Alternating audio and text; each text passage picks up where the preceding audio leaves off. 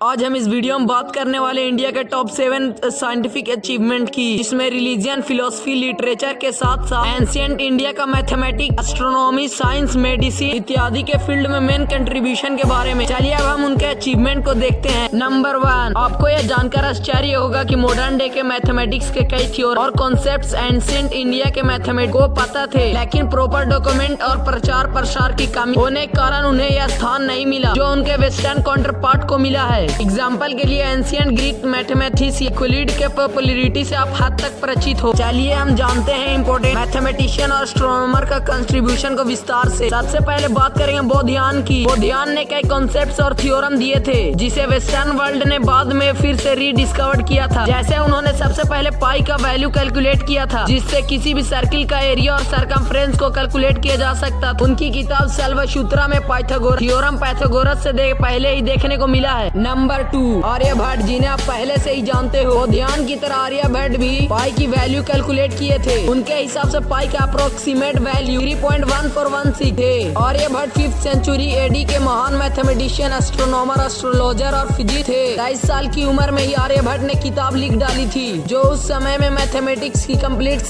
Summary थी। इसमें आप decimal system, number theory, geometry, trigonometry, algebra और एस्ट्रोनॉमर एक्सप्लेन किए थे। आर्यभट्ट ने ही जीरो का आविष्कार किए थे, जिसके कारण उन्हें अर्थ और मून के बीच में डिस्टेंस निकालने में काफी ज्यादा मदद मिली थी। स्पेस साइंस में आर्यभट्ट ने हमारे सोलर सिस्टम के बारे में बहुत इंपॉर्टेंट थ्योरीज दिए थे। बाद में ये सच साबित हुआ। इनके इन महान कार्यों से पहला सैटेलाइट का नाम आर्यभट्ट रखा गया था। नंबर 3, 7th सेंचुरी एडी में जन्मे ब्रह्मगुप्त ने मैथमेटिशियन को नई ऊंचाइयों पर पहुंचा दिया। आइए जानते हैं ब्रह्मगुप्त के बारे में। ब्रह्मगुप्त का मल्टीप्लिकेशन करने का मेथड आज के मल्टीप्लिकेशन मेथड से काफी सिमिलर था। उन्होंने मैथ में जीरो से रिलेटेड ऑपरेशन इंट्रोड्यूस किए थे। साथ ही उन्होंने ब्रह्मस्तुप सिद्धांत भी लिखे थे। नंबर 4, साइंस की बात करें तो सबसे पहले कन्नड़ का आता है। 6th सेंचुरी बीसी में जन्मे महर्षि कन्नड़ विशिष्टा स्कूल में फिलोसफी से ताल्लुक रखते थे। बचपन से ही उनका रुचि कण यानी माइनर पार्टिकल में थी, इसी से इनका नाम कन्नड़ रखा गया। आश्चर्य की बात यह है कि डाल्टन से करीब 2600 साल पहले ही महर्षि कन्नड़ एटॉमिक थ्योरी दी थी, जो मॉडर्न एटॉमिक थ्योरी से काफी करीब थी। नंबर 5, कन्नड़ के बाद 6th सेंचुरी एडी में जन्मे ब्रह्ममीरा एंशिएंट इंडिया के वेल नोन साइंटिस्ट थे। चलिए जानते हैं ब्रह्ममीरा के बारे में। ब्रह्ममीरा ने हाइड्रोलॉजी, जियोलॉजी और इकोलॉजी और पेस्ट्रोलॉजी यानी ज्योतिष शास्त्र बहुत बढ़िया काम किए थे। एग्जाम्पल के लिए उन्होंने ऐसा 6 जानवरों और 30 पौधों के नाम बताए थे, इससे ग्राउंड वाटर का पता लगाया जा सकता था। नंबर 6, केमिस्ट्री के फील्ड में भी एंशिएंट इंडिया बहुत आगे था, जिसमें सबसे प्रमुख नाम आता है नागार्जुन का। चलिए जानते हैं नागार्जुन के बारे में। 10th सेंचुरी एडी में जन्मे नागार्जुन ने केमिस्ट्री और मेटलर्जी में कमाल का काम किया। उन्होंने पूरा जीवन किसी भी मेटल को गोल्ड में कन्वर्ट करने का रिसर्च किया। इसमें वह पूरी तरीके से सक्सेस नहीं हो पाए, लेकिन उन्होंने इस प्रोसेस में गोल्ड प्लेटिंग टेक्नोलॉजी डेवलप कर ली, जो आज भी इमिशन ज्वेलरी बनाने में यूज किया जाता है। इसके अलावा मेटलर्जी में एंशिएंट इंडिया का पावर आप गुप्ता एज में बने